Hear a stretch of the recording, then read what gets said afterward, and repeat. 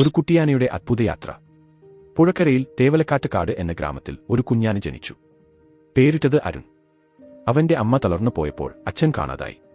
അവൻ കാടിൽ ഒറ്റപ്പെട്ടു. ഒരു രാത്രിയിൽ കാട്ടിൽ അതിശബ്ദം. വനം നശിപ്പിക്കാൻ ആളുകൾ വന്നിരുന്നു. അരുണ് ഓടിയോടി തളിർമരങ്ങൾക്കിടയിൽ ഒളിച്ചു. പക്ഷേ ഒറ്റപ്പെടാൻ ഭയപ്പെട്ടില്ല. അവിടെ ആനയെ കാത്തിരുന്നു ഒരു പൊട്ടിച്ചിരിയുള്ള മൂക്കൻ കുരങ്ങ് കണി. കണി അരുന്റെ കൂട്ടുകാരനായി. അവൻ പറഞ്ഞു, ഈ കാട് നശിച്ചു പോയാൽ നമുക്ക് ഇനി തിരിച്ചു വരാനാവില്ല. നാം ഇതു കാക്കണം. അവിടേക്ക് ശേഷം അരുണും കണിയും തുടങ്ങി ഒരു യാത്ര. പുഴ കടക്കണം, കാട്ട് മറികടക്കണം, മനുഷ്യരുടെ ഗ്രാമം വരെ പോകണം. പക്ഷേ ലക്ഷ്യം ഒന്ന്. കാടിനായി ആൾക്കാരോട് അഭ്യർത്ഥിക്കണം. അവരുടെ യാത്രയിൽ നിരവധി അപകടങ്ങൾ. അരുൺ പുഴയിൽ വീണു, കണി രക്ഷിച്ചു. മലകളിൽ മഞ്ഞിൽ കുടുങ്ങിയപ്പോൾ കാട്ടുകുതിരകൾ സഹായിച്ചു.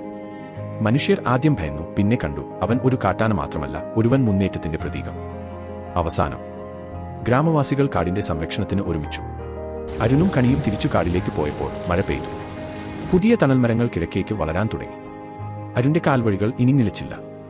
അവൻ നടന്ന വഴിയിലൂടെയാണ് ഇനി കാടുകൾ വളരുന്നത്.